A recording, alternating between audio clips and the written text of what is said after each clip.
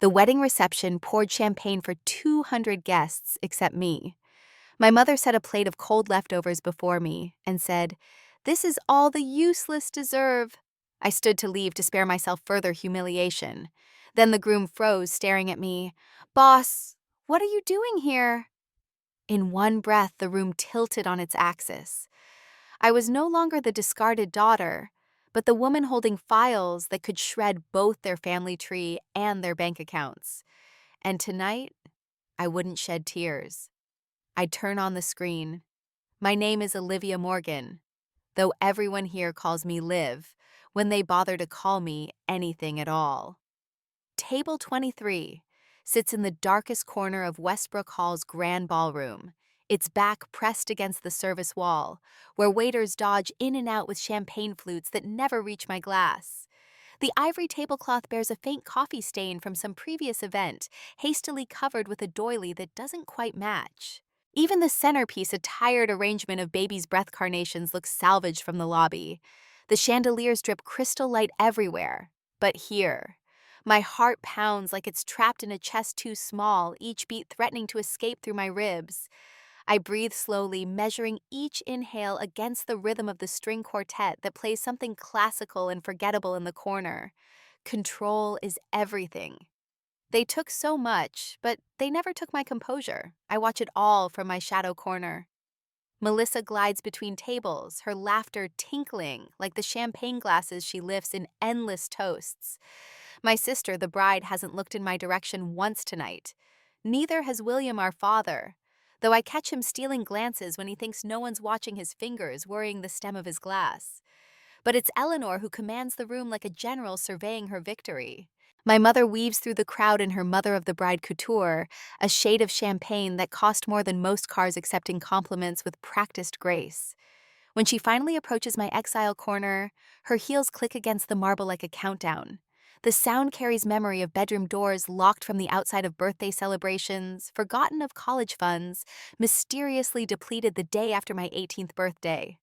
Still sulking, she sets the plate before me with deliberate force. The porcelain clatters against the table, drawing eyes from nearby tables before they quickly look away. On it, congealed mashed potatoes, a grayish slice of beef already curling at the edges, green beans that have surrendered their color to time. The sauce has formed a skin. The kitchen was going to throw it out. She continues loud enough for table 22 to hear. But I thought waste not, want not. After all, we've already spent so much on guests who actually matter. The couple at the adjacent table shifts uncomfortably. The woman touches her pearls. The man becomes fascinated with his cufflinks.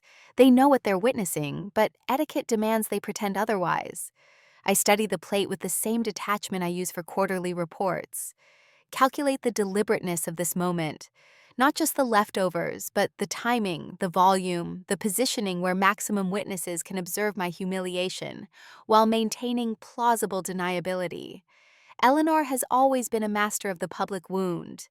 Nothing to say. She leans closer and I catch her perfume. Chanel number 5, same as always, though tonight it mingles with something sharper. Satisfaction, perhaps. 20 years of silence and still nothing.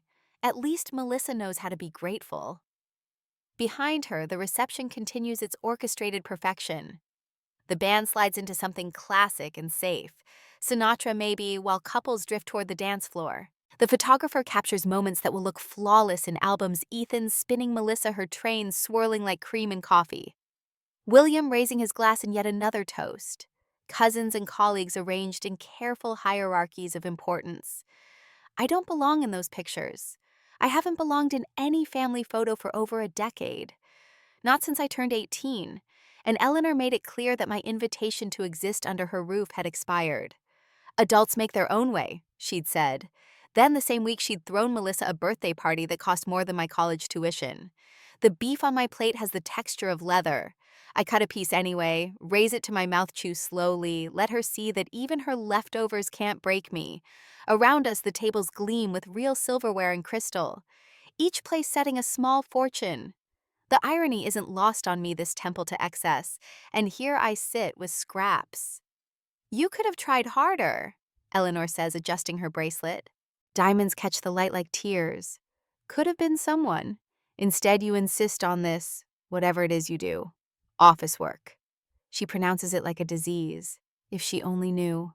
But that's the point she doesn't know because she never asked. Never looked beyond her own reflection long enough to see what I was building in the shadows she cast. The name Olivia Morgan appears nowhere in her social circles. Olivia Morgan Wells, however, that name carries weight in boardrooms she'll never enter.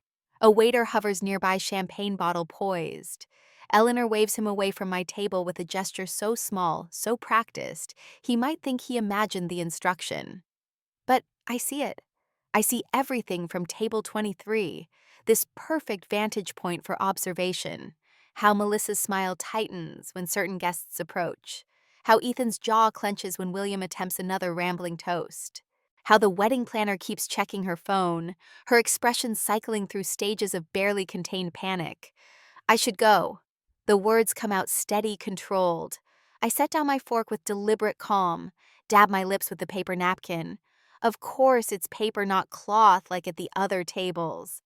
Yes, Eleanor agrees too quickly. That would be best. We wouldn't want you to. But she doesn't finish because that's when William approaches, hovering like a ghost at my table present, but not really there. My father, though, the term feels generous for a man who mastered the art of being physically present, but emotionally absent. Liv, he begins, though his eyes dart back to where Eleanor stands, suddenly watchful. How are you? I'm well. True enough. Wellness, I've learned, has nothing to do with happiness. He shifts his weight glances back toward Eleanor, who's now corralling Ethan with the efficiency of a border collie. Your mother, I know what she is. The words come out sharper than intended. William flinches, and for a moment I see him clearly not the patriarch he plays at these events, but a man who chose the path of least resistance so many times it became his only road. There's something in his eyes, though, a flicker of what, regret recognition, or just the weighted exhaustion of a man who knows he's complicit in crimes. He lacks the courage to name. I put something aside. He says quietly, words rushed like he's stealing this moment. Years ago before, he stops, jaw working. It's not enough. Not nearly, but it's yours. Has been since you were 16. The papers are in my study. Douglas, Eleanor's voice cuts through like a blade. She's managed to steer Ethan away from the spill site, but her eyes are fixed on us, on William, specifically with a look that promises consequences. The Weatherbys are asking for you. He straightens automatically. Decades of trained response. But before he goes, his hand brushes the table near mine. Not quite touching, but close. The combination is your real birthday, he murmurs. Not the one she tells people. Then he's gone, absorbed back into the machinery of the reception, and I'm left processing this information. My real birthday. Because of course Eleanor would change even that, shaving 2 years off my age, when Melissa came along, so the gap between us would seem smaller. So her narrative of 2 daughters, practically twins, would sell better at her book club. I know exactly which safe he means, the one in his study that Eleanor pretends doesn't exist. Behind the portrait of her grandmother, a woman who'd built the fortune Eleanor now deploys like a weapon. Another woman erased from her own story, reduced to a checkbook and a legacy to be leveraged. The band strikes up something contemporary. Bruno Mars maybe, and the younger guests flood the dance floor. Melissa's sorority sisters form a squealing cluster, pulling her into their midst, while Ethan remains notably absent. I spot him near the bar, downing what appears to be straight whiskey while the wedding planner hovers anxiously. I could leave now, slip out while Eleanor's distracted, while the party spins on without me. It would be the path of least resistance, the one William would take. But I'm not William. I'm not even Liv anymore. Not really. That girl, desperate, hungry, afraid she served her purpose. She survived long enough to become someone else. The Iron Ledger. That's what they call me at Pinnacle Global Solutions, though never to my face. Coined by someone in accounting who noticed I caught every irregularity, every attempted shortcut. They mean it as a warning, maybe even an insult. They don't understand that when you've counted every penny for survival, when you've weighed the cost of eating today against eating tomorrow, financial vigilance becomes more than a skill. It becomes a language, and I'm fluent. My mind drifts back to those first brutal months after Eleanor cut me off.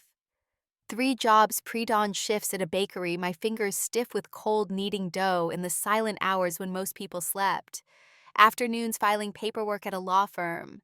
Nights cleaning offices in the very building where I now command a corner suite. My fingers remember the ache of kneading dough, the paper cuts from endless filing, the chemical burn of industrial cleaners. Melissa had been in private school, then complaining about the stress of choosing between Yale and Princeton. The same week, I'd eaten nothing but rice and stolen sugar packets. She'd posted photos from her spa weekend in Scottsdale. "Self-care is healthcare," the caption read. Eleanor had liked it within minutes. There were nights I came home to find my electricity shut off. Faced with the choice between rent and utilities, rent always won. I'd light candles stolen from the law office supply closet and huddle under all my clothes for warmth. My small notebook tracked every expense, each number written in precise columns, a religion of necessity. Not a single penny unaccounted for, because a single penny could be the difference between eating and going hungry. I learned to budget my anger like everything else, carefully, strategically. Each slight catalogued but not dwelt upon. Energy was currency, and I couldn't afford to spend it on resentment. Not when rent was due. Not when I had night classes to attend with eyes burning from exhaustion. Not when I was building something they couldn't see from their perch atop inherited privilege. The transformation wasn't sudden. Survival rarely is. First came the entry-level position in accounts receivable, grinding through invoices, while my supervisor took credit for my catches. I remember the exact moment I decided to stop being grateful for scraps, standing in the break room listening to executives complain about their ski trips while I calculated whether I could afford both lunch and bus fare. Something crystallized then, hard and bright as the diamonds Eleanor waves like weapons. I would not just survive, I would surpass. The Pinnacle Global Solutions building rises 30 floors above the financial district. Glass and steel and ambition. My office sits on 28. Corner view, the kind of space that announces its occupant matters. The brass nameplate reads, Olivia Morgan Wells, Acting Chief Operating Officer. Acting because the board hasn't confirmed me yet. Acting because I'm still proving what everyone else inherited by birthright. But in that office, I'm not acting at all. My team knows this. They've learned to read my silences, to prepare for the questions I'll ask before I ask them. When I restructured the Midwest division, cutting redundancies with surgical precision, they called me cold. When those changes saved 40 jobs that would have been lost to bankruptcy, they called me nothing at all.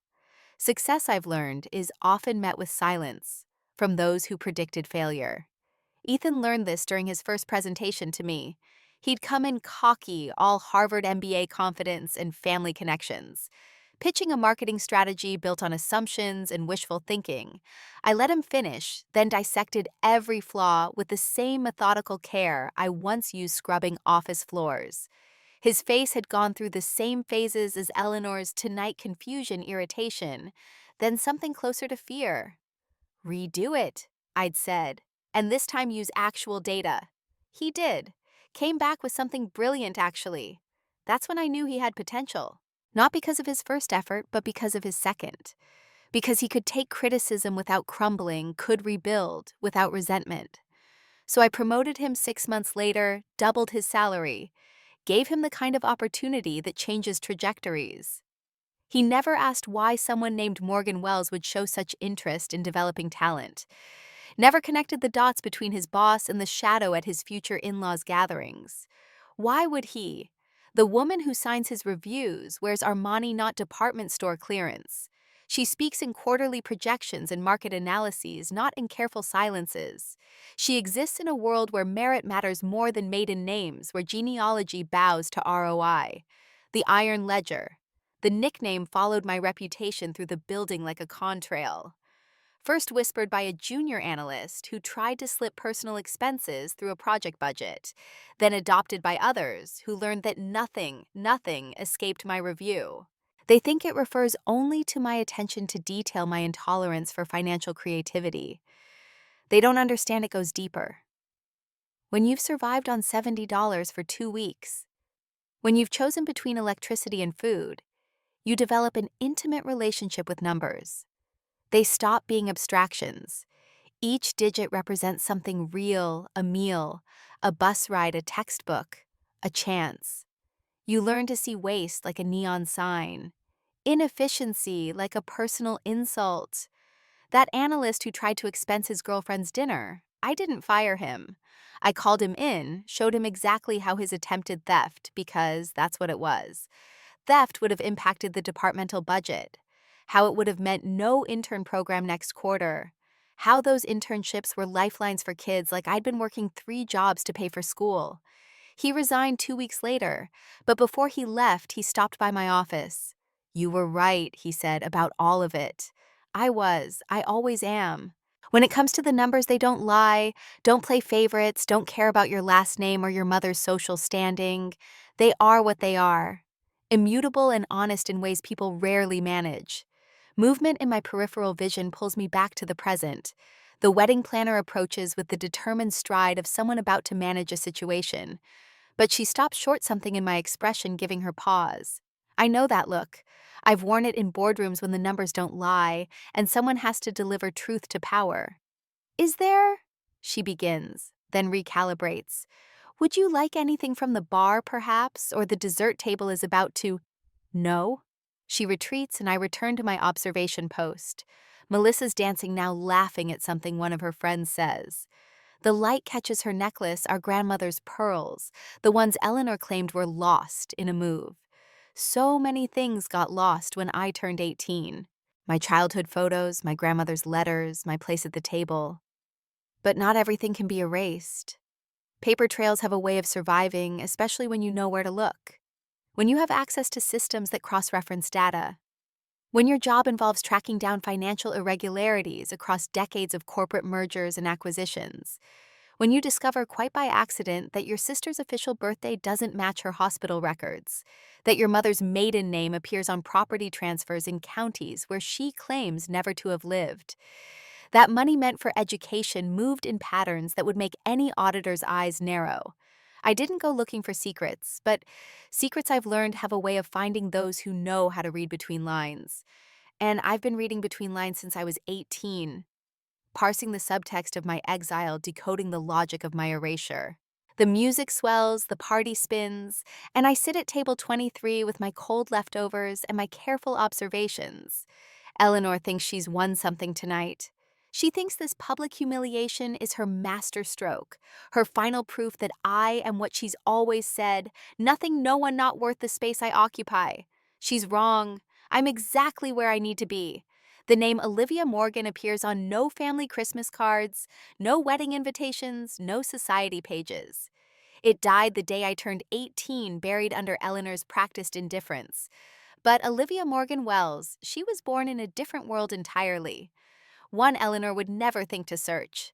The hyphen came from my grandmother's maiden name, Wells, a small rebellion that became a resurrection. When I filled out that first application at Pinnacle Global Solutions, fresh from my night school MBA, fingers still cramped from years of minimum wage labor, I wrote it with the deliberation of someone choosing their own baptism. Olivia Morgan Wells, reborn in paperwork, sanctified by corporate letterhead. 7 years. That's how long I've lived this double life, though double implies some kind of balance. There's no balance here. There's the tissue-thin existence of live trotted out for obligatory family gatherings, where I hover at the edges like a bad smell. And there's Olivia Morgan Wells, who arrives at the office before dawn and leaves after the cleaners who built an empire of efficiency, one spreadsheet at a time. Across the reception hall, something disrupts the pattern of movement. Ethan, breaking from Melissa's orbit, moves with the determined stride of a man who's made a career out of quick decisions, even if this one might end it. The crowd parts unconsciously. Something about his expression warns them this isn't a moment for small talk. "Boss," he says loud enough to carry. Not Olivia, not Liv. "Boss." The word hangs in the air like a flare, bright and impossible to ignore. What are you doing here? Time doesn't stop. That's a movie fiction. But it does stretch, like taffy pulled to the breaking point. I watch awareness ripple through the reception hall in real time, heads turning, conversations dying mid-sentence, champagne flutes freezing halfway to lips. 200 guests become an audience, and Ethan just delivered the opening line. Melissa arrives at his elbow tool, rustling with her urgency. "Honey, what's wrong?" "Who are you?" Her voice cuts off as she actually looks at me. Really looks. Maybe for the first time all night. I watch her process what she sees. Not the shabby relative hidden at table 23, but someone her new husband addresses with reflexive deference. "I was just leaving," I say, keeping my voice level. Professional. The same tone I use to end meetings that have outlived their usefulness. "Boss," Melissa repeats, her voice climbing toward hysteria. "Ethan, why are you calling her? She's nobody. She's just Liv. She's the acting COO of Pinnacle Global Solutions." The words fall from Ethan's mouth like stones into still water. Each one creates its own ripple, its own expanding circle of impact. My boss, the woman who, he stops, finally seeming to realize what he's done, what he's doing. But momentum's a funny thing. Once started, it demands completion. "Christ, you're Melissa's sister.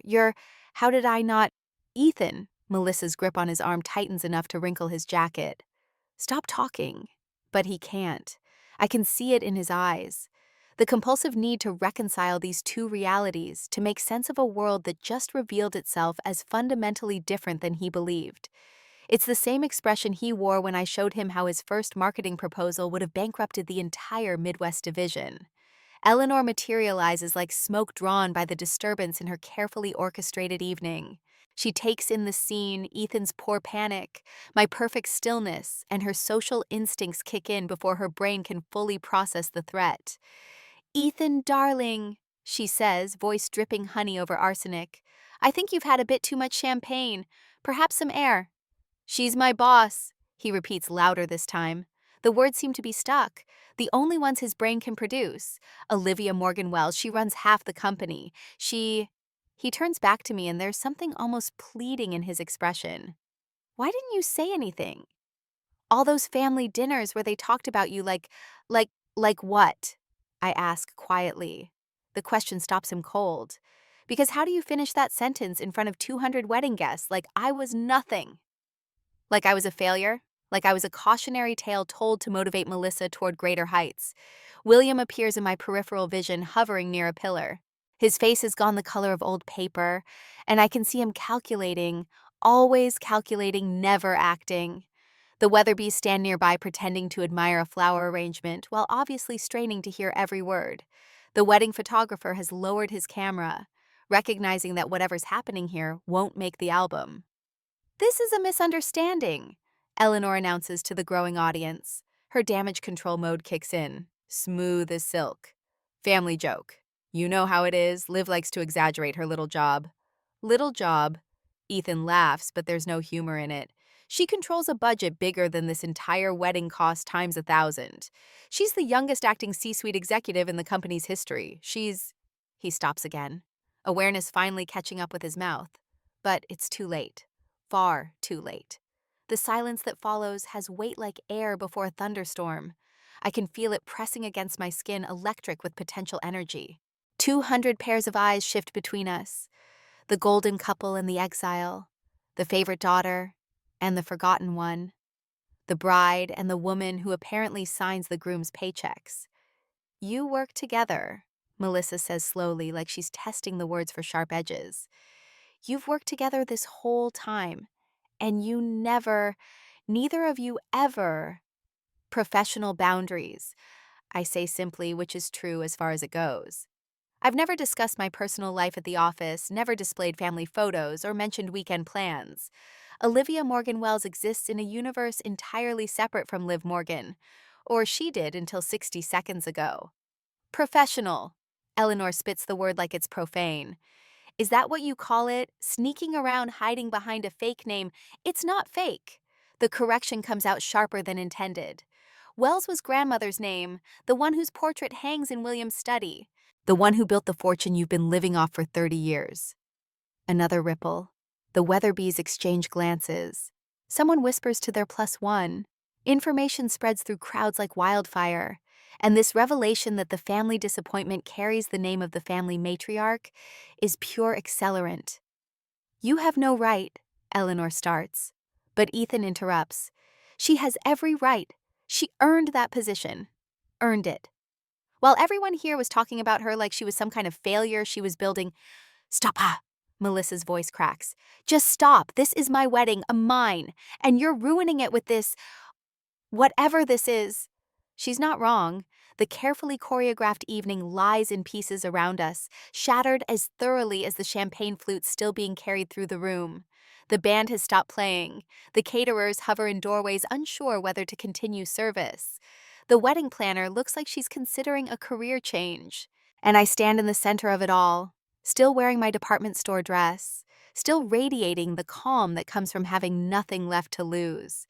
Because that's the secret Eleanor never understood. When you've already been erased, you become impossible to diminish. When you've built yourself from scratch, no one can threaten your foundations. I should go, I say again, and this time I mean it. Not fleeing departing. There's a difference, though I doubt anyone here would recognize it. But as I turn to leave, Ethan says something that stops me cold. The Singapore project. 3 words, that's all. But I see the moment Eleanor processes them. See her expression shift from damage control to something sharper. Because the Singapore project has been in the society pages, not the business section, but the ones she actually reads, the ones that breathlessly reported on Pinnacle Global Solutions' expansion into Asian markets, the billion-dollar deal that would reshape the company's future. The deal I'm leading. That's you. Ethan continues, his voice steadier now. You're running the Singapore project, the whole thing. The journal says a lot of things, I interrupt. But the damage is done. I can see it in the way Eleanor's guests are looking at me now, not with pity or secondhand embarrassment, but with the kind of interest reserved for people who matter in ways that count. Money, power, influence, the holy trinity of Eleanor's social circle, and suddenly I'm speaking their language. Well, someone says into the silence, Mrs. Weatherby probably, though I don't turn to look. Isn't that interesting? Interesting. Such a useful word. So many meanings packed into 4 syllables. Interesting like a car crash. Interesting like a hostile takeover. Interesting like discovering the ugly duckling was never a duckling at all. Melissa makes a sound somewhere between a sob and a scream. It's my wedding! And that's when I do something I haven't done in 14 years. I smile. Not the careful, practiced expression I wear in boardrooms. Something real and terrible and absolutely honest. Yes, I agree. It is. Then I walk out, leaving behind the wreckage of Eleanor's perfect evening and the echo of a single word that changed everything. Boss, tonight I won't shed tears. I'll turn on the screen, because I've been building more than a career in the shadows Eleanor cast. I've been building the truth. And truth, like water, always finds a way out. The valet brings my car a respectable Lexus. Nothing flashy enough to draw attention, but reliable enough to trust. I sit in the driver's seat for a moment, letting the chaos of Westbrook Hall fade in my rearview mirror. My hands are steady on the wheel. They've been steady for years through worse moments than this. But my mind is already elsewhere, 3 weeks in the past, in the sterile office of Brennan and Associates private investigators. My phone erupts with notifications. Eleanor calling, declined. Melissa calling, declined. William calling. I hesitate, then decline that one too.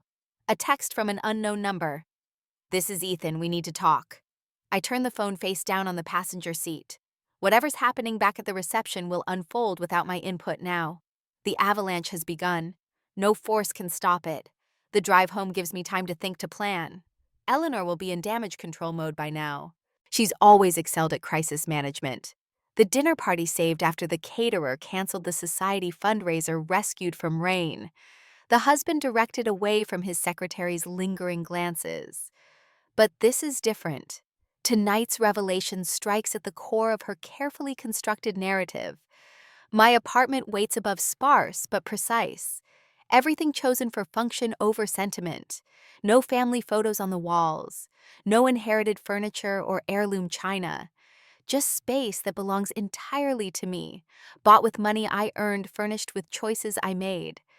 Sleep comes eventually, dreamless and efficient, like everything else in my life now. Morning arrives with a vengeance. My phone shows 17 missed calls and 32 text messages. I ignore them all and prepare for work with my usual precision. the same ritual I've performed every weekday for 7 years. The armor of Olivia Morgan Wells slides into place with each careful choice. Charcoal suit, silk blouse, the single strand of pearls I bought myself after my first promotion. The only inheritance I've claimed is my own. The Pinnacle Global Solutions building gleams in the morning sun, all glass and ambition reaching toward the sky. The security guard nods with genuine respect as I pass. Morning, Ms. Wells. Big day with Singapore coming up. Indeed, Carl. How's your daughter's college applications going? His face lights up. She got waitlisted at Princeton but accepted to Cornell. Your recommendation letter made all the difference. Her perfect GPA and extracurriculars made the difference. I just confirmed what they already knew. This is the difference between Eleanor's world and mine. She collects people like accessories. I build connections on merit and mutual respect. The executive elevator whisks me to the 28th floor. My assistant Vivian stands when I enter, her expression carefully neutral, but her eyes alert. Good morning, Ms. Wells. The board has called an emergency meeting at 10 regarding the Singapore project. And she hesitates, unusual for her, a situation developing with Richard Preston. He's been making calls to board members since 6 this morning. So it begins. The fallout reaches my professional sphere faster than expected. Thank you, Vivian. Pull the Singapore financials and the last 3 quarterly reports, and hold all my calls unless it's the chairman directly. My office feels different today, still mine, but somehow less secure. The view of the city spreads below people moving through their lives, unaware that my carefully separated worlds collided last night. I check my email. 3 messages from board members with carefully worded inquiries about personal matters and potential conflicts of interest. The notification for an emergency board meeting sits in my calendar like a time bomb. Subject: Singapore Project Leadership Review. Location: Executive Boardroom. Required attendees include every senior executive and Richard Preston, SVP of International Operations. Richard. Of course, he's been coveting the Singapore project since its inception. A legacy admission to Harvard Business School, whose career has been built on connections rather than competence, the kind of man who mistakes inheritance for achievement. He reminds me of Eleanor in that way. I spend the next hour reviewing the Singapore documentation, though I know every number by heart. This project represents not just Pinnacle's expansion into Asian markets, but my personal masterpiece, a complex restructuring of supply chains and financial operations that will save the company millions while creating hundreds of new jobs. Every detail meticulously planned, every contingency accounted for. At precisely 9:55, I gather my materials and head to the boardroom. Vivian catches my eye, offering a silent good luck. The hallway stretches before me longer than usual. I can hear voices already, Richard's distinctive tenor rising above the others, the words family situation and reputational risk floating through the closed door. I enter exactly on time. The conversation halts. 12 pairs of eyes turn toward me, expressions ranging from curiosity to concern to, in Richard's case, poorly concealed triumph. Chairman Blackwell sits at the head of the table, his face unreadable. Olivia, he says, gesturing to the empty seat. Thank you for joining us promptly. I take my place, setting my materials before me with practiced precision. Of course, Chairman. I understand there are concerns regarding the Singapore project. Richard clears his throat. Concerns is putting it mildly. The journal is already calling. Something about a scene at your sister's wedding. Your brother-in-law works in our marketing department. This represents a clear conflict of interest that wasn't disclosed to the board. There it is, the first salvo. Ethan Reynolds works in our Midwest division, I correct calmly. He reports to Regional Director Chen, who reports to Division Head Patel, who reports to me. There are 3 layers of management between us. As for his relationship to my sister, I've maintained strict professional boundaries. Mr. Reynolds was hired and promoted based solely on his performance metrics, which are available for review. That's not the point, Richard continues, leaning forward. The point is non-disclosure. You deliberately concealed this relationship from the board. I concealed nothing. My personnel file lists my full legal name and family connections. My sister's engagement became public knowledge 6 months ago, at which point I informed HR of the potential relationship. The appropriate recusal documents were filed. I have not directly supervised any project involving Mr. Reynolds since. Chairman Blackwell interjects. We've confirmed this. The paperwork was properly filed. Richard's face tightens. But the timing is problematic. The Singapore project launches in weeks. The press will have a field day with this family drama. We can't afford any distractions or questions about our corporate governance. What he means is, this is my opportunity to take control of Singapore. I understand the concern I acknowledge. However, the Singapore project is proceeding exactly on schedule. The financials are solid. The team is prepared. My personal life has no bearing on my professional capabilities. Perhaps, Richard says the word dripping with doubt, but perception matters in international business. The Asian markets are particularly sensitive to family matters. Perhaps it would be prudent to temporarily reassign leadership until this situation resolves itself. And there it is, the move I expected. Richard didn't get where he is by being subtle. Sandra Chen, CFO, and the only other woman in the room, speaks up. Before we make any rash decisions, I'd like to hear more about the situation. Olivia, what exactly happened last night and how might it impact our operations? 12 pairs of eyes fix on me again. This is the moment, the test of whether Olivia Morgan Wells can weather this storm. Last night at my sister's wedding reception, her new husband recognized me as his supervisor at Pinnacle. This came as a surprise to my family, who were unaware of my position here. The reaction was strong. There was no proprietary information disclosed, no threats made, and no impact on company operations. It was a private family matter that happened to involve a company employee. And the press angle, asks Jonathan Lee from Legal. The Journal has already called. My family has some prominence in local society circles. My mother chairs several charity boards. The social pages occasionally cover their events.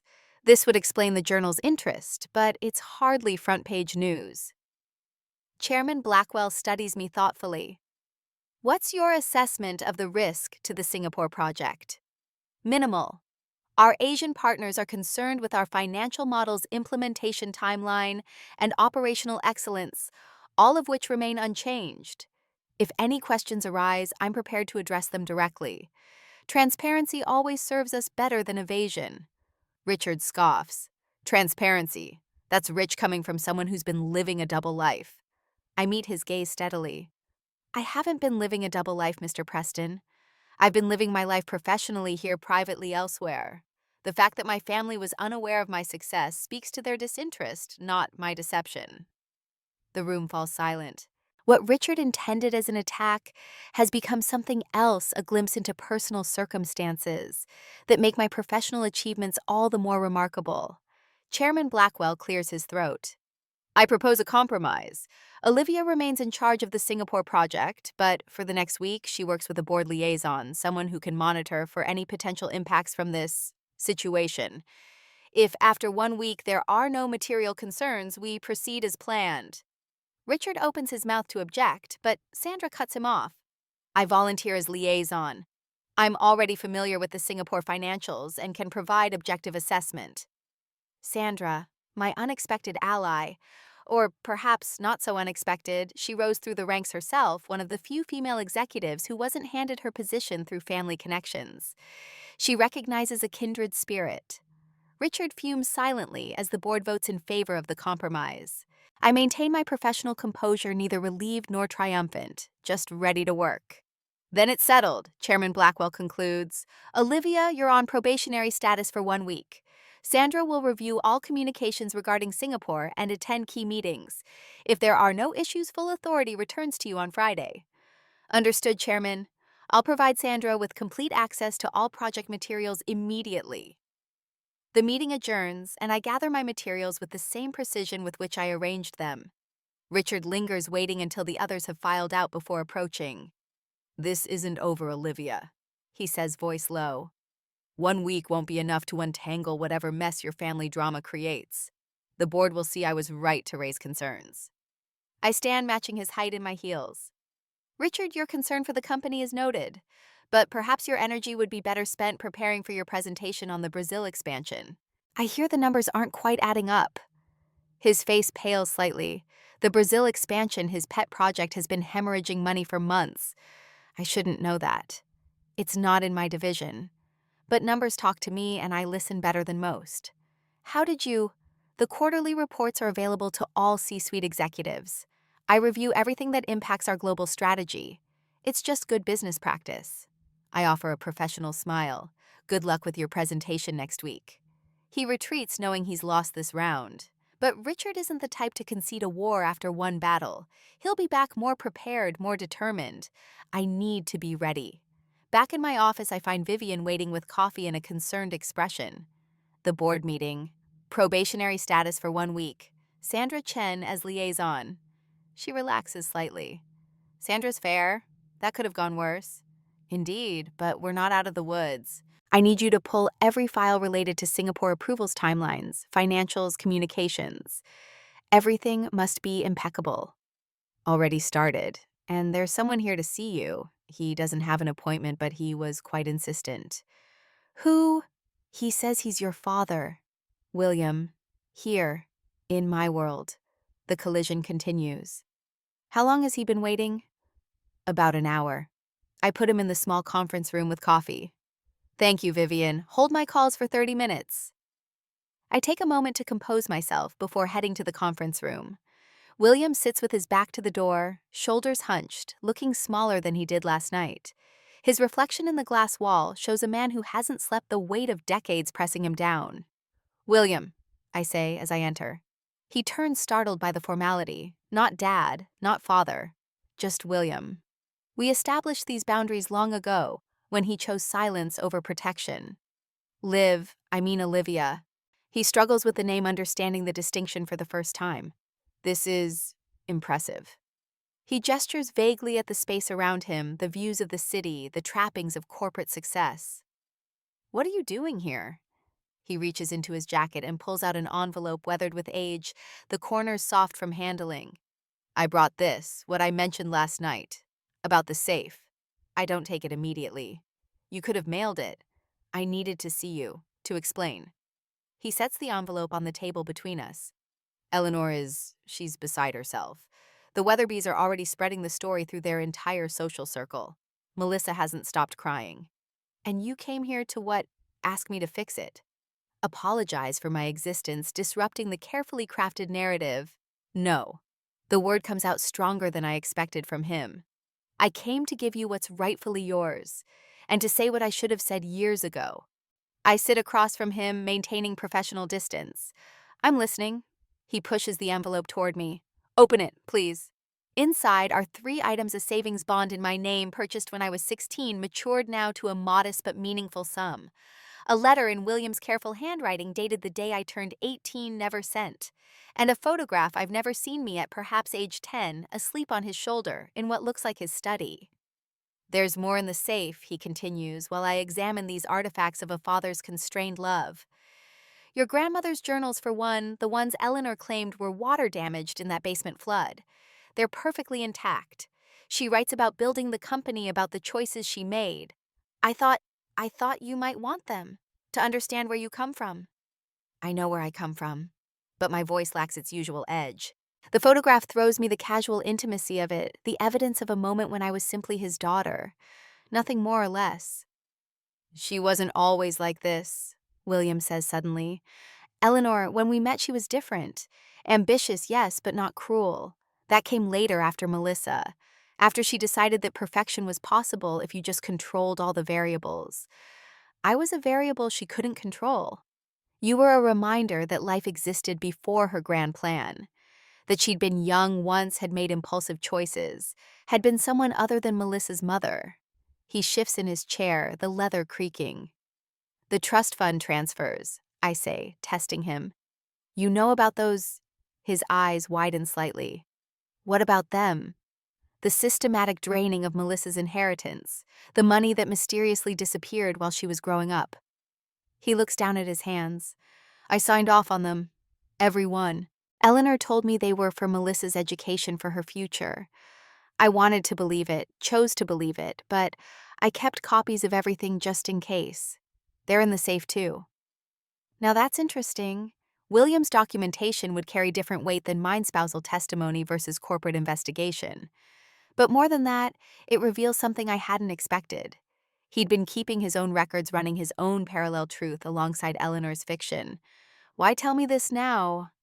He meets my eyes for the first time since entering. Because Ethan asked me a question at the wedding after you left after the chaos died down. He asked if I was proud of you, and I realized I'd never said it. Not once in 14 years. I'd let Eleanor's narrative become so dominant that I'd forgotten I was allowed to have my own opinion. And I am proud, immensely. His voice cracks slightly. The Singapore project, I read about it in the journal. What you've built here, what you've become despite everything. Your grandmother would have loved you, would have seen herself in you. She never knew me. I was too young when she died. But she knew what it was like to build something from nothing, to be underestimated, to turn dismissal into fuel. He stands the meeting drawing to its natural close. The combination is your real birthday month, day, and year. October 15th, not the 17th like Eleanor tells people. She changed it to make the gap with Melissa seem smaller, more plausible. Even my birthday was edited. The revision runs so deep it touches everything, reshapes the fundamental facts of my existence. But here's William offering corrections. Small ones, maybe, but corrections nonetheless. Why didn't you ever correct her at family events when she gave the wrong date? Because correction required confrontation, and confrontation meant… He trails off, but I can fill in the blanks. Confrontation meant Eleanor's fury, meant cold silences, and withheld affection meant making waves in the calm surface of their constructed life. So you chose her comfort over my truth. Yes. No excuses, no justification, just acknowledgement. I chose the path of least resistance every time, and every time that path led further away from you. There's nothing to say to that. Some truths don't require response, just recognition. I stand signaling the end of our meeting. The offer stands, he says as he turns to leave. What offer? To be proud. If you want to be proud of Olivia Morgan Wells, of what you've built and who you've become, that offer stands. But it comes with conditions, which are no more silence, no more choosing Eleanor's narrative over truth, no more letting her erase you at family gatherings or edit your history for convenience. If you want to be my father completely. His hand tightens on the doorframe. She won't make that easy. Nothing about me has ever been easy. That's never stopped me before. He nods, slowly processing this. The Singapore project. When do you leave? 6 weeks. Could we have dinner before then, just us? Dinner. Such a simple thing. A basic unit of family connection. We haven't shared a meal without Eleanor's oversight in over a decade. The request hangs between us, fragile with possibility. I'll consider it. He accepts this understanding that consideration is more than he's earned. After he leaves, I sit with his envelope studying the photograph. 10-year-old me safe against his shoulder, unaware that safety was temporary, that in 8 years I'd be on my own, that love could be compartmentalized, rationed out according to someone else's comfort. But also unaware of what I'd become, of the strength that would grow from abandonment, the clarity that would come from exclusion. 10-year-old me didn't know that someday she'd sit in a corner office running projects that shaped global markets. Didn't know that the family that discarded her would one day realize the magnitude of their miscalculation. The savings bond is worth perhaps $50,000 now. Nothing life-changing at my current income level, but everything to an 18-year-old suddenly cut off from support. The letter I'll read later in private, where whatever words William couldn't say to my face can't ambush me during work hours. But the photograph I prop against my monitor, a small rebellion of my own evidence that I existed before erasure proof, that somewhere beneath his capitulation, William remembered loving me. It's not enough. Not nearly enough to balance 14 years of absence, of silence, of choosing Eleanor's comfort over my existence. But it's something, a crack in the wall letting light through. My intercom buzzes. Vivian's voice comes through clear and efficient. Ms. Wells, the investigators from Brennan and Associates are here for your 11:30. Send them in. Harold Brennan enters, followed by his associate, both carrying leather portfolios that match the sleek professionalism of my office. They've been working for me for 3 weeks now, ever since I discovered the first discrepancies in what should have been routine vendor due diligence for the Singapore project. Ms. Wells, Brennan greets me, his handshake firm.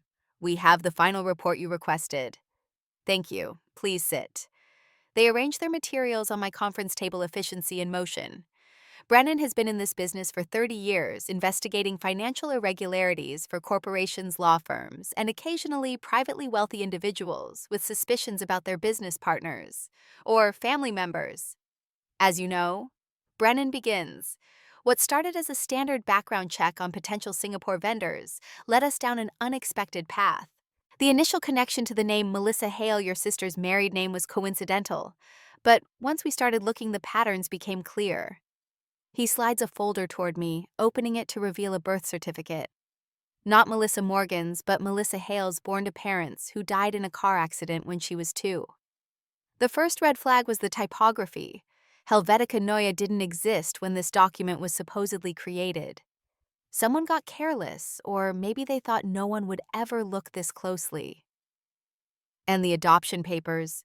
His associate slides another folder forward. Filed 3 months after the car accident. The signatures match your mother's, but the dates don't align with county records. There's a gap of about 6 weeks where Melissa Hale disappeared from the foster system before reappearing as Melissa Morgan. I study the documents with professional detachment, the same focus I bring to quarterly reports. And the trust fund? That's where it gets interesting. Brennan produces spreadsheets, bank statements, a trail of financial breadcrumbs leading from tragedy to calculation. The young Melissa Hale inherited a modest sum from her parents' life insurance, about $200,000 in 1995, not insignificant but hardly a fortune. Until it was properly invested, his associate adds. Exactly. Within months of the adoption, that money was moved into high-performing securities. The returns were impressive. By the time Melissa turned 10, it had grown to nearly $1 million. And then the withdrawals began, large sums labeled as educational expenses that never corresponded to any tuition payments we could find, childcare costs that exceeded what most executives pay their nannies, a systematic draining of funds that should have been held in trust until Melissa turned 25. I trace the numbers with my finger, following their logic, their story. Numbers don't lie. They don't play favorites. They just are. How much remains? Less than 50,000. The last major withdrawal was 6 months ago, coinciding with the wedding preparations. $1 million gone. Not to Melissa, but through her. The perfect daughter as the perfect conduit for Eleanor's financial manipulations. Is there any way to prove where the money went? Brennan hesitates. That's where our investigation took an unexpected turn. We followed standard financial forensics, looking at accounts, properties, luxury purchases. We found some correlation, but not enough to account for the full amount. Then we started examining charitable contributions, his associate continues, specifically the Westbrook Children's Hospital Board, which your mother chairs. And there's a pattern of donations from your mother that correspond exactly to the dollar and date with withdrawals from Melissa's trust. It appears the money was being laundered through charitable giving, which means tax deductions on stolen money. I conclude. Double dipping. Brennan nods. Precisely. She takes from the child's trust, donates it in her own name, and gets a tax write-off for her generosity. It's actually quite elegant in a disturbing way. And completely prosecutable, his associate adds. Tax fraud, identity theft, misappropriation of trust funds. The statute of limitations hasn't expired on most of it. I close the folders, my decision already forming. What would you like me to do with this information? Brennan asks. Document everything. Triple verify, then seal it. And then we wait. Because timing, I've learned from 14 years of strategic planning, is everything. Information is just data until the moment it becomes leverage, and leverage without purpose is just destruction. After they leave, I return to the window, watching the city spread below each light, representing someone's life, someone's choices, someone's secrets. Melissa is not evil. This is important to remember. She's a victim too, in her way. A child absorbed into Eleanor's narrative so completely she probably doesn't remember being anyone else. The trust fund that should have been hers, that should have paid for real education and real opportunities instead, became Eleanor's slush fund for maintaining appearances. But Melissa also chose to continue the cruelty, chose to treat me as less than to participate in Eleanor's erasure, to place me at table 23 with leftovers, while she glided through her princess fantasy. Victims can become perpetrators. The abused can abuse. These things are not mutually exclusive. My phone buzzes with a text. Unknown number, but I recognize Ethan's area code. Need to talk, not about work, about what I found in Eleanor's study. It's worse than you know. I stare at the message, weighing options, calculating risks. The collision of worlds continues, picking up speed. Whatever Ethan found, whatever he knows, it's another piece in the puzzle, another crack in the foundation of Eleanor's carefully constructed reality. The invitation arrives 2 days later. Expensive cardstock, the color of old ivory. The Westbrook Children's Hospital Annual Gala requests the honor of your presence. Eleanor chairs the board. Has for years, it's her crown jewel, the charity that launders her reputation into social currency. I know she didn't send this invitation. My name appears nowhere on their donor lists. But tucked inside is a business card Ethan's. On the back in his handwriting, "We need to talk. The gala is tomorrow night. Black tie $500 a plate. The kind of event where charity is performed rather than practiced." I could ignore it. Should ignore it. The Singapore project demands attention, and I've successfully avoided family entanglements since the wedding, but something about the venue choice intrigues me. The Meridian Hotel's grand ballroom, neutral territory with excellent acoustics, and more importantly, a state-of-the-art projection system I helped fund during last year's renovation. When Pinnacle Global Solutions made that donation, I insisted on certain specifications, the kind that would support comprehensive multimedia presentations. Highest resolution, seamless integration with multiple devices, remote access capabilities. I make my decision and call my assistant. "Vivian, clear my calendar for tomorrow evening and contact the Meridian's AV team. I'll need full access to the projection system during the Westbrook Children's Hospital Gala." "Shall I prepare a presentation?" "No, but have legal send over the Henderson files, the full audit." She doesn't question it. After 3 years, she knows how I work, that sometimes the best negotiations happen outside boardrooms, that leverage is most effective when deployed unexpectedly. The pieces are in motion now. The truth, like water finding cracks in a dam, is beginning to seep through. And once it starts flowing, nothing can hold it back. The Meridian Hotel's grand ballroom transforms into a temple of philanthropy for one evening each year.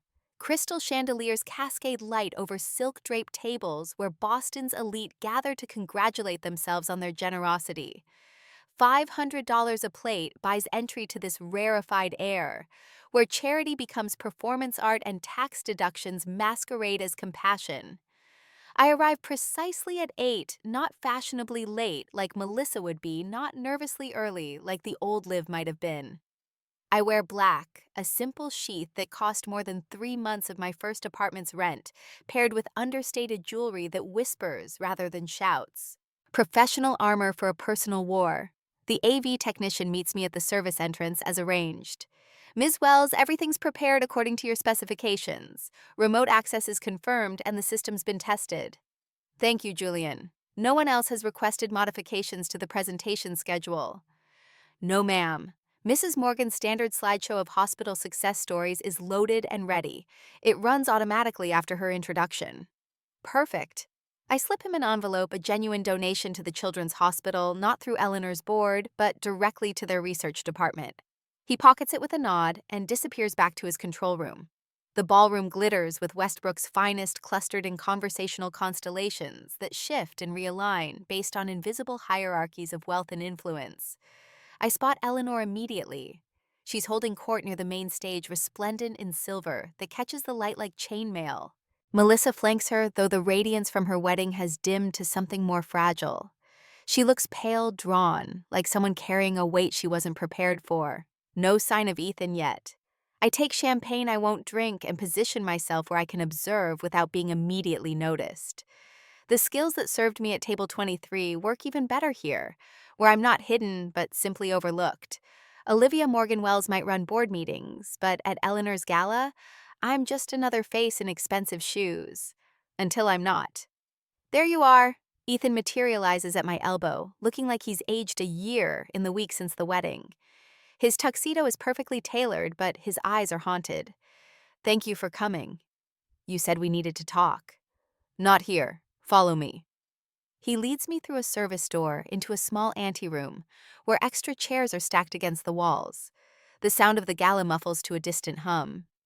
Ethan checks that we're alone, then turns to face me. I'm leaving her. The words hang between us like a confession. I keep my expression neutral, though internally I'm recalculating every assumption about this conversation. That's between you and Melissa. No, it's not. He runs a hand through his hair, messing its careful styling. It's about integrity, about truth, about the fact that I've been working for you for 18 months and never knew you were being systematically erased by the family I was marrying into. My family situation has no bearing on your professional performance. Bullshit. The profanity surprises us both. Ethan never swears in professional settings. You promoted me, mentored me, taught me that numbers never lie, that documentation matters, that integrity isn't negotiable. And the whole time I was sitting at dinners where they talked about you like you were some kind of failure, where Eleanor would make these cutting remarks about poor Liv and her little job, and everyone would laugh. And you laughed too. Yes. He doesn't flinch from the admission. I did because I didn't know. Because I bought into their narrative without questioning it. Because it was easier to believe their version than to wonder why someone they dismissed so completely never actually showed up to defend herself. Interesting. He's done his own analysis, reached his own conclusions. The Ethan who walked into my office 18 months ago wouldn't have had this kind of self-awareness. Maybe I taught him too well. What do you want from me? Absolution, permission to leave your marriage. I want you to know what I know. He pulls out his phone, scrolls to something. After the wedding, I started asking questions. Real questions. Melissa got defensive, said I was taking your side over family. But Eleanor got scared. And when people are scared, they make mistakes.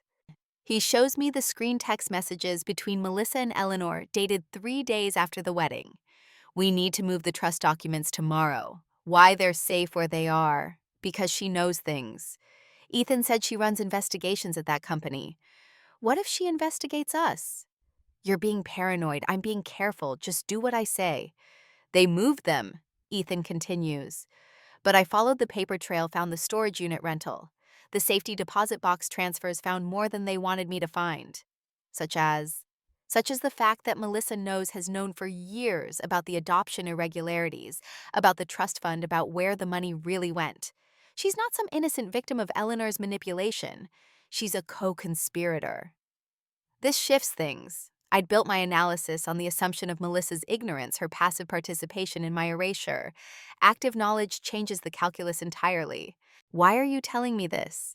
Because in 2 minutes, Eleanor is going to take that stage and give her annual speech about the importance of charity, about helping vulnerable children, about integrity and compassion. And I can't sit there and applaud anymore, not knowing what I know. He pauses, not knowing who you really are and what they did to you. What they did to me is history. I survived it, succeeded despite it. That's not the point. His voice carries the passion of the newly converted. The point is, they're still doing it, still erasing you, still profiting from lies while preaching truth from podiums. And I helped. I sat at their table and validated their version of reality. The distant sound of microphone feedback tells us the speeches are beginning. Eleanor's voice carries through the walls, modulated into her public register. Warm, caring, authoritative, the voice of someone who's never missed a meal, never counted pennies, never been told they're worthless. There's something else, Ethan says quietly. I cross-reference the charity's financial reports with the trust fund withdrawals. The dates match, the amounts match. She didn't just steal from Melissa's inheritance. She washed it through the children's hospital, claimed it as charitable giving, got tax breaks on stolen money. Now that's new information. Useful information.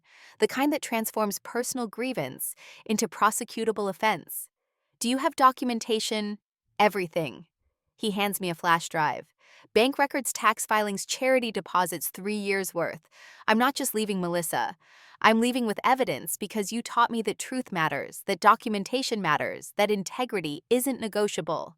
Yes, I finish. I did teach you that. Applause erupts from the ballroom.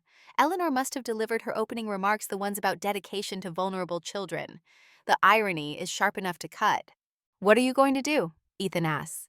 I pocket the flash drive, feeling its weight despite its size. What I always do: review the data, verify the findings, make decisions based on facts rather than emotions. That's it. After everything Ethan. I use my boardroom voice, the one that ends discussions. Whatever you're imagining, some dramatic confrontation, some public revelation, that's not how I work. I'm not interested in theater. I'm interested in accuracy. But even as I say it, I'm thinking about the Meridian's projection system, about the files my assistant is holding, about the difference between theater and testimony. I should get back, he says finally. Melissa will notice I'm gone. You're still pretending until the papers are filed. My lawyer says. He stops. It doesn't matter what my lawyer says. What matters is that I wanted you to know that someone sees what they did, what they're doing, that someone besides you knows the truth. He leaves through the service door, returning to play his part one last time. I wait a full minute before following, time enough for him to rejoin Melissa to slip back into his role.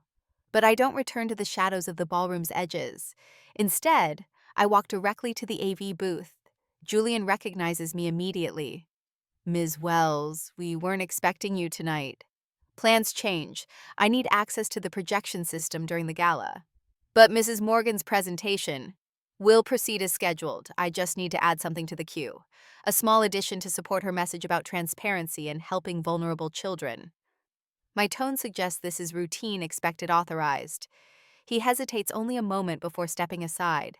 I insert my flash drive. Not Ethan's, not yet, but mine.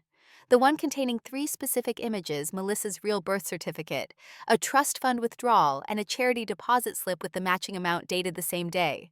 Not the smoking gun. Just enough to start the fire. I return to the ballroom as Eleanor takes the stage for her keynote.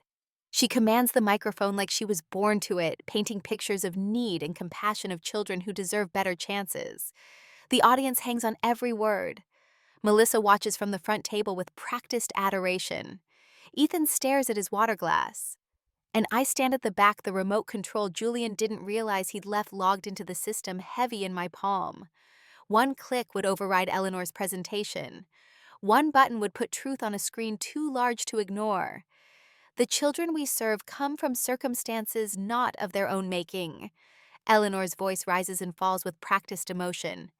They trust us to protect them, to honor their vulnerability, to ensure their futures aren't defined by their beginnings. The irony is so thick it's almost visible, hanging in the air like smoke. And now I'd like to share some of the faces of children whose lives have been transformed by your generosity. She gestures grandly toward the screen behind her. This is the moment her carefully curated slideshow of smiling children should begin: photographic evidence of good works, each image selected to maximize emotional impact and minimize actual information. Instead, Melissa's real birth certificate appears just for a second, maybe 2. Long enough for people to register that something's different, not long enough to read the details. Then it's gone, replaced by the expected photos of smiling children. Eleanor stumbles over her next line. Her eyes search the crowd, looking for the source of disruption. They find me just as I'm pocketing the remote. I don't smile, don't gloat. Just meet her gaze steadily, letting her see what Ethan saw at the wedding: that I'm not the Liv she dismissed, that I'm someone else entirely. Someone with access to systems she doesn't understand, documentation she can't control, truth she can't edit. The speech continues, but the damage is done. Whispers ripple through the crowd. Phones come out. Photos are taken. By tomorrow, someone will have captured that momentary image, will start asking questions about birth certificates and name changes and trust funds. I leave before the applause. My work here is finished. Not the dramatic revelation Ethan expected, but something more surgical, more precise, more like me. In the parking lot, I check my phone. 3 missed calls from William, 2 from board members, 1 from Brennan. But it's the text from Ethan that makes me pause. She knows. She's terrified. Thank you. I delete it without responding. Whatever happens next between Ethan and Melissa, between Eleanor and her carefully constructed world, isn't my concern. I've set truth in motion. Gravity will do the rest. The Singapore project launches in 4 weeks. Between now and then, I have empires to build deals to close work that matters more than family drama or delayed justice. But tonight, just for a moment, I allow myself to imagine Eleanor's face when she realizes the projection glitch wasn't random, when she understands that someone has documentation she thought was safely buried, when she grasps that the daughter she erased has access to platforms she can't control. It's not satisfaction I feel. It's simpler than that. It's balance.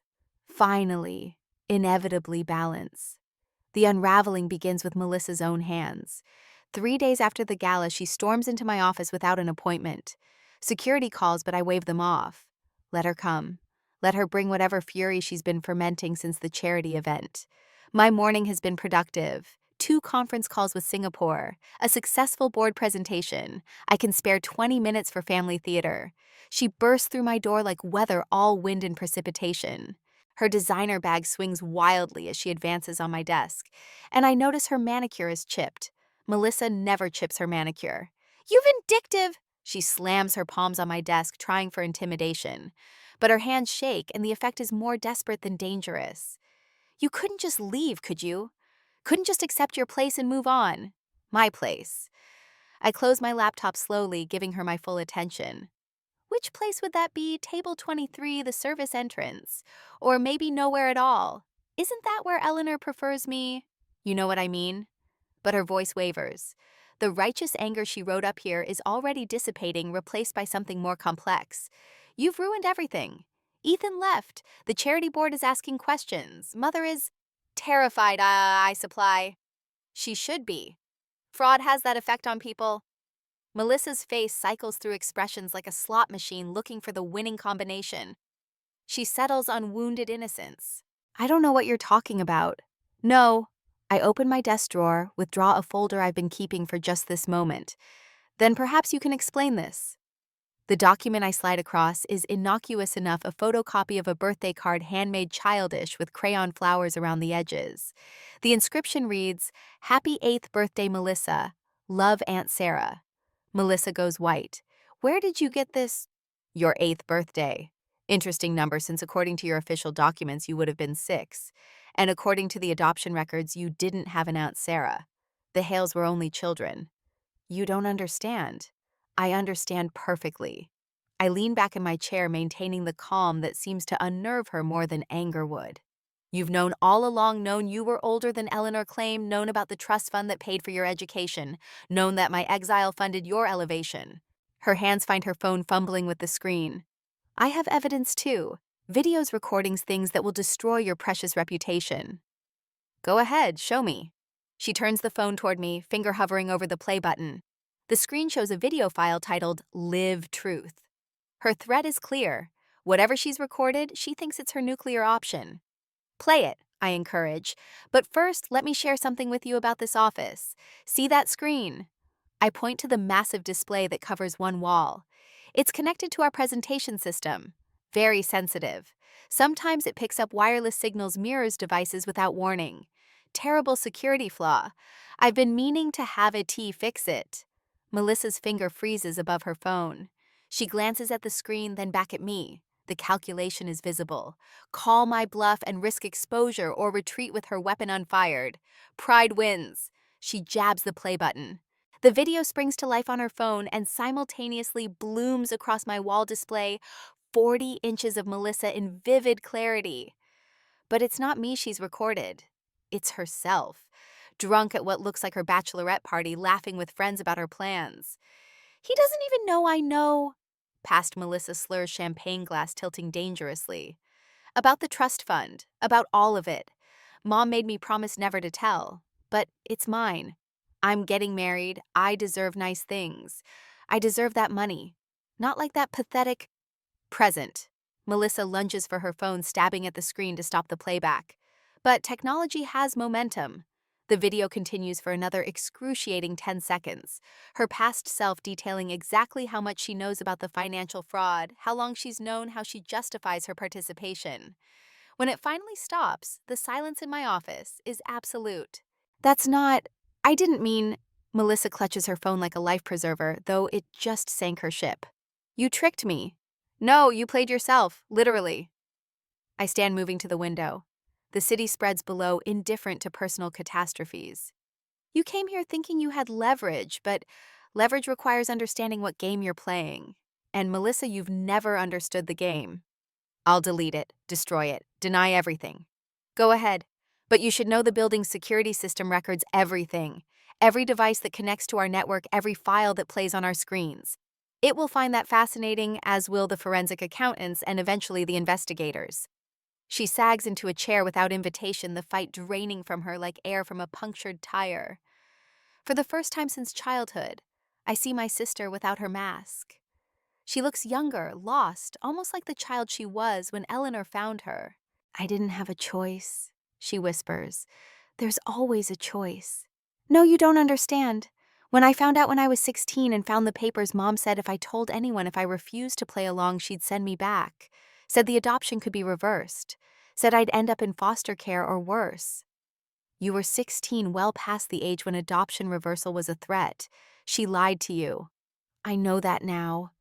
The words explode from her, years of suppressed truth finally detonating. But I was scared I was alone and she was all I had. She said if I kept quiet, if I played the part, I'd have everything. Education, security, family. And I was the price. Melissa's nod is microscopic. She said you were strong, said you'd be fine on your own, that you didn't need us the way I needed her, and I wanted to believe it.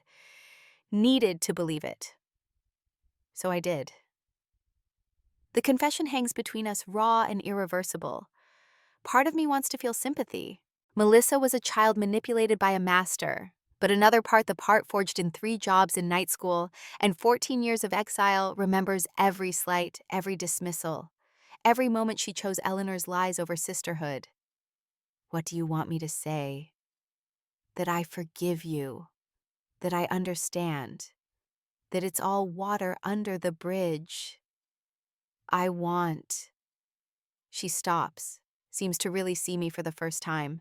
Not Liv the failure, not the ghost at family gatherings, but Olivia Morgan Wells, the woman who built herself without them, who succeeded not despite their cruelty, but because of it. I want to know how you did it, how you became this, how you didn't let it break you. It did break me.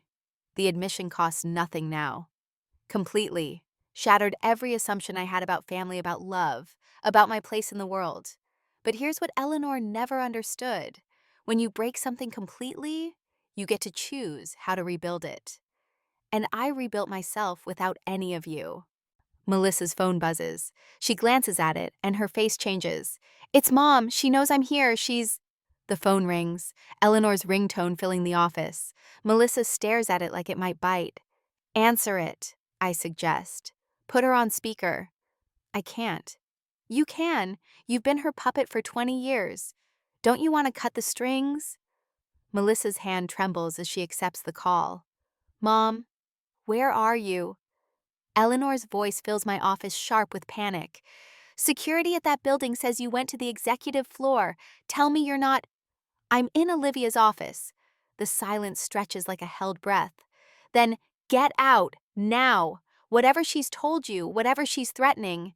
She's not threatening anything, Melissa interrupts. She's just showing me truth. The same truth you've been hiding for 20 years. Melissa, sweetheart, you don't understand. I showed her the video, Mom, the one from my bachelorette party. It played on her wall screen. Her whole office probably has copies by now. This time the silence is different, heavier, final. You stupid girl, Eleanor breathes, and the venom in it makes Melissa flinch. You stupid, useless girl, do you have any idea what you've done? Yes, Melissa says quietly. I've told the truth. Finally. She hangs up before Eleanor can respond. The phone clatters onto my desk as Melissa buries her face in her hands, not crying, just hiding. Or maybe finding herself in the darkness behind her palms. She'll destroy me, she says finally. No, she'll try. But destruction requires power, and hers is based entirely on lies. Once those lies are exposed, she's just a woman who stole from children and called it charity. What should I do? That's not my question to answer. But if you want advice, get a lawyer. A good one. Not someone from Eleanor's circle. Someone independent. Document everything you remember and prepare for things to get worse before they get better. Melissa stands on unsteady legs. She looks around my office like she's seeing it for the first time, the awards, the certificates, the evidence of a life built on merit rather than manipulation. I'm sorry. I know it doesn't mean anything now, but I'm sorry for all of it. I know. She turns to leave, then pauses at the door. The trust fund, what's left of it. I'll sign it back. All of it. I never wanted money that wasn't mine. Keep it. I say, surprising us both. Use it to build something real, something that's yours. Consider it severance pay for 20 years of playing Eleanor's perfect daughter. Melissa nods and leaves, pulling the door closed with careful precision. I sit in the sudden quiet processing what just happened. Not the confrontation I'd imagined. Not the revenge I might have fantasized about in darker moments. Something messier and more human. My laptop chimes with an email. The Singapore team ready for our afternoon review. Real work, real purpose, real achievements that have nothing to do with family drama or decades-old wounds. But first I save the security footage of Melissa's confession. Not for vengeance, but for protection, for truth, for the investigation that's surely coming now, that the first domino has fallen and taken Melissa's poorly aimed shot with it. The Iron Ledger keeps perfect records, even especially when they write themselves. The boardroom at Westbrook Hall has been transformed into a war room 20 hours after Melissa's confession played across my office wall. Eleanor has summoned what remains of her army. I arrive 15 minutes early, partly for tactical advantage, partly because I want to see her scramble. William is already there studying documents with the intensity of a man who's discovered his signature on papers he doesn't remember signing. Ethan sits at the far end, still technically family for another few weeks, until the divorce finalizes. Melissa huddles in a corner, her lawyer beside her. Someone young and sharp from outside Eleanor's circle, just as I advised. And Eleanor herself presides from the head of the table, still commanding despite the cracks showing in her foundation. She's dressed for battle in severe black, her jewelry reduced to weapons minimalism. When she sees me, something flickers in her eyes. Not quite fear, but its close cousin. Now that everyone's here, she begins. But I cut her off. Not everyone. Where's your lawyer? Your accountant. The charity board members, who should probably know their treasurer, has been washing stolen funds through their donations. This is a family meeting, Eleanor says tightly. We handle our affairs privately. Fraud isn't a private affair. It's a public crime. The word crime hangs in the air like smoke. Melissa's lawyer makes a note. William looks up from his papers with something almost like surprise, as if he's just now realizing the legal implications of what his signature endorsed. You're being dramatic, Eleanor says. Whatever Melissa thinks she said in some drunken video. I pull out my laptop, connect it to the room's display system with practiced efficiency. Would you like me to refresh your memory? I have the footage here. HD quality, very clear audio. That won't be necessary. Ethan speaks for the first time. We've all seen it, multiple times, since Melissa's sorority sisters have been sharing it on social media since this morning. Eleanor's composure cracks slightly. What bachelorette party video? Ethan explains with grim satisfaction. Seems Melissa sent it to her whole bridal party that night. They thought it was hilarious, the bride confessing family secrets while drunk. They've been posting clips with hashtags like trust fund truth and charity fraud. Melissa makes a sound like a wounded animal. I forgot, I sent, the internet doesn't forget, I observe. Neither do forensic accountants. Which brings us to why we're really here.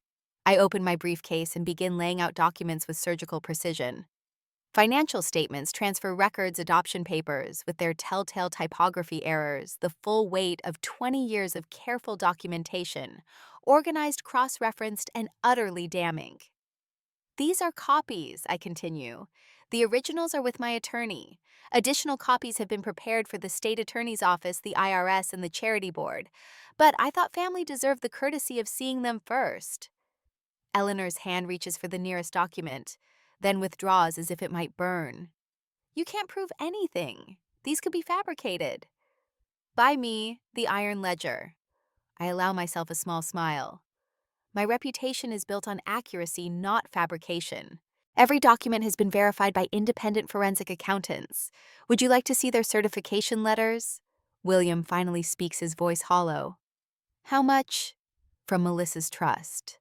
Approximately $3 million over 20 years adjusted for inflation. From the charity, another $800,000 in improperly claimed deductions and misdirected funds. Jesus Christ, Ethan breathes.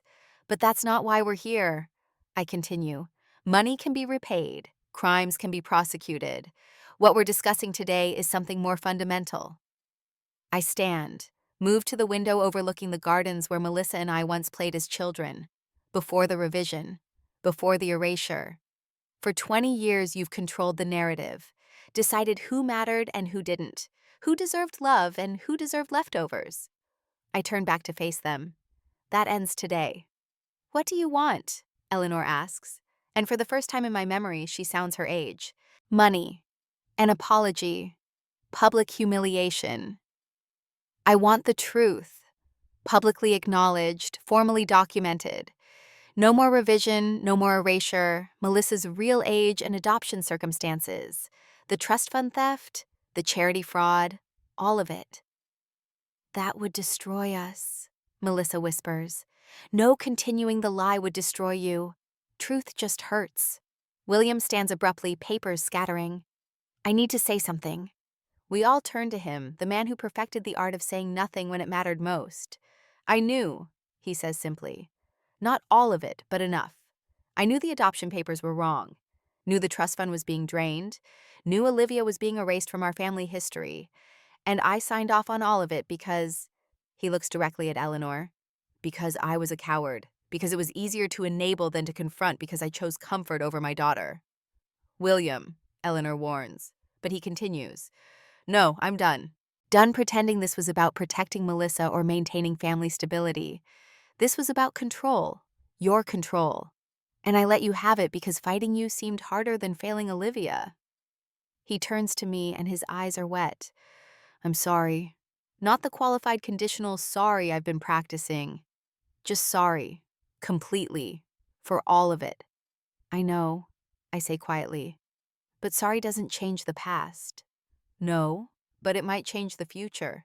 He pulls out his phone, and before anyone can stop him, he's dialing. Jonathan, it's William Morgan. Yes, I know it's Saturday. I need you to prepare a press release. Eleanor lunges for his phone, but Ethan blocks her. The reversal is stunning, the puppet master suddenly stringless flailing. The Morgan family will be releasing a statement. William continues into the phone, regarding historical financial irregularities and steps being taken to address them. Yes, it needs to be comprehensive. Full disclosure. You're destroying everything, Eleanor hisses. Everything I built. Everything you stole, Melissa corrects quietly. We all turn to her, surprised by the steel in her voice. That's what it was, wasn't it, theft? From me, from Olivia, from the charity. You called it building a family, but it was just theft with better decorations. Melissa's lawyer leans forward. My client is prepared to cooperate fully with any investigation. She'll testify to what she knows, provide access to any documents in her possession. Traitor, Eleanor spits. Victim, Melissa counters. Just like Olivia. The only difference is she got free and I stayed trapped. Ethan clears his throat. I've already provided my documentation to the authorities. Financial records from the wedding planning that show clear patterns of fraud. Eleanor tried to run the same scheme, inflated costs, redirected funds. I have emails, texts, bank transfers, all of it. The room tilts toward chaos. Eleanor stands chair scraping against hardwood. Her composure finally shattered completely. You ungrateful, all of you, I gave you everything. The life you have, I interrupt. The status, the connections built on lies funded by theft, maintained by erasure. That's not giving Eleanor. That's taking. And the bill just came due. She turns to me, and for a moment I see something raw in her expression. Not remorse, she's not capable of that, but recognition. Maybe that the daughter she discarded, the one she was so certain would amount to nothing, has become the architect of her undoing. Fine, she says finally. You want truth, public acknowledgement? You'll get it. But know this when I fall. I'm taking everyone with me. Every dirty secret, every small shame, every crack in this family's facade. You think you're the only one I have files on. Do your worst, I say calmly. I've been surviving your worst for 20 years. I'm rather good at it now. William ends his call. The press release will be ready Monday morning. We'll call a family meeting a real one with media present, full disclosure as Olivia requested. And after that, Melissa asks, after that we face whatever comes. Investigations, prosecutions, public judgment. He looks around the room, meeting each of our eyes. But at least we'll face it honestly. For the first time in 20 years, we'll tell the truth. Eleanor gathers her things with mechanical precision. I'll need my lawyer present. You'll need several lawyers, I correct. Criminal, civil, tax. I'd start making calls. She leaves without another word, her heels clicking against the floor, in a rhythm that sounds like retreat. Melissa follows her lawyer's hand, protective on her elbow. Ethan nods to me once acknowledgement maybe, or just goodbye before departing. Which leaves William and me alone in the boardroom, where so many family decisions were made without my input, where my existence was edited out of narratives and futures alike. What happens now? He asks. Now you live with your choices, as do I. The difference is I've been living with mine all along. You're just starting. The Singapore project. You leave soon. 3 weeks. Might we have that dinner before you go? I consider this the father who failed me offering table scraps of connection after a feast of absence. But I'm not that hungry girl anymore. I can afford to be selective about what I consume. Maybe, I say finally, after the press conference, after the truth is public, after you've proven you can choose honesty over comfort, then maybe we can share a meal. He accepts this understanding. It's more than he's earned. As I pack up my documents, evidence returning to files, truth returning to folders, he asks one more question. Do you regret it bringing all this to light? I pause at the door considering. I regret that it was necessary. I regret the years of lies, the theft, the erasure. But exposing truth. Truth is just accounting by another name. And I've always been very good at making sure the books balance. I leave him there in the boardroom that's seen so many of Eleanor's victories and is now witness to her defeat. Tomorrow brings Singapore prep board meetings, the real work that defines me. But today the scales finally balance, and the Iron Ledger closes her books on this particular audit. The Meridian Hotel's press room fills with bodies and anticipation. 3 weeks have passed since the boardroom confrontation, and the story has already broken in pieces. Social media whispers, financial blog speculation, charity board, resignations. But today is the formal reckoning, the family's official statement, and the media smells blood in the water. I stand at the side of the room, not at the family table. That placement is deliberate.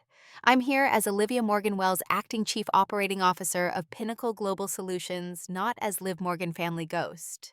The distinction matters now more than ever. William takes the podium first, looking older but somehow lighter, like confession has physical weight that dissipates once spoken. He reads from prepared remarks, each word carefully vetted by lawyers, but carrying genuine gravity. The Morgan family acknowledges serious financial irregularities spanning 2 decades. His voice stays steady through admissions of fraud, theft, and systematic deception. He names amounts. He names victims. He names himself as complicit. Melissa follows, barely recognizable from the golden bride of 6 weeks ago.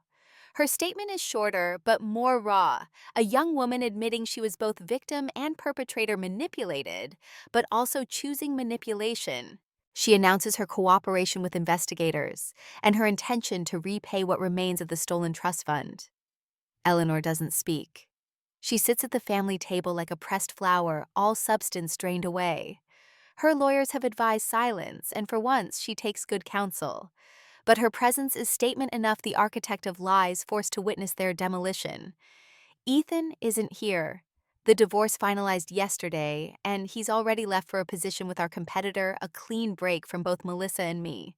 I approved his resignation myself, wished him well. Some bridges once burned light the way forward.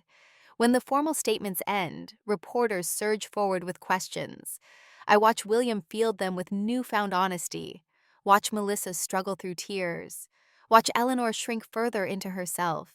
The microphones and cameras circle like carrion birds feeding on the spectacular collapse of a prominent family. But I don't engage. My role here is witness, not participant.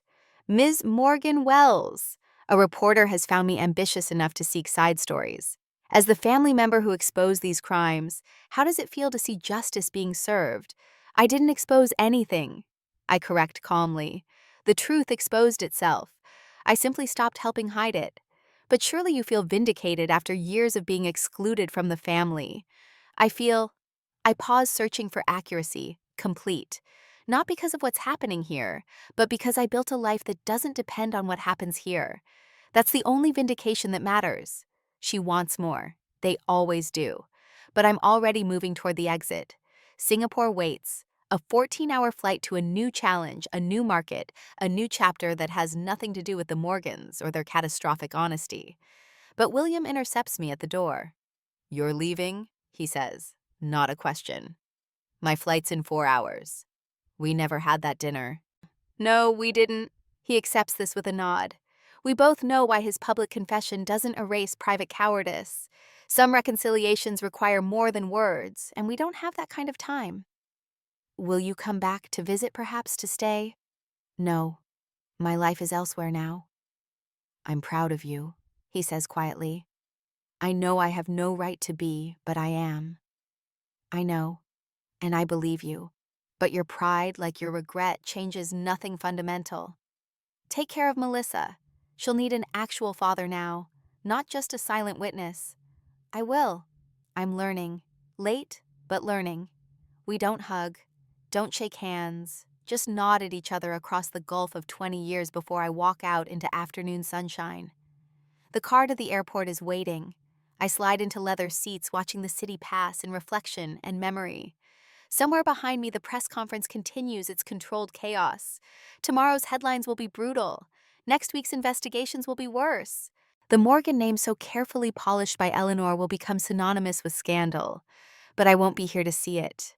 By tomorrow, I'll be in Singapore building something new on foundations that belong entirely to me. The Iron Ledger has closed this particular set of books. Olivia Morgan Wells has other accounts to manage. My phone buzzes with a message from my assistant. "Board approved your permanent appointment.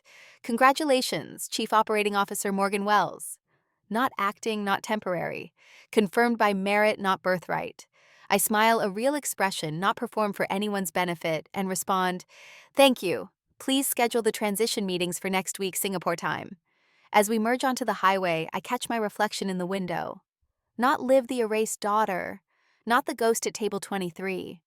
Just a woman heading toward her future, carrying nothing but what she's earned. Behind me, the Morgans face their reckoning. Ahead of me, Singapore gleams with possibility. And in this moment, suspended between past and future, I am exactly where I choose to be. The books balance. The ledger closes. The story ends where the real work begins. Because revenge was never the point. Building something better was. And I've been building for 14 years now. Finally, it's time to soar.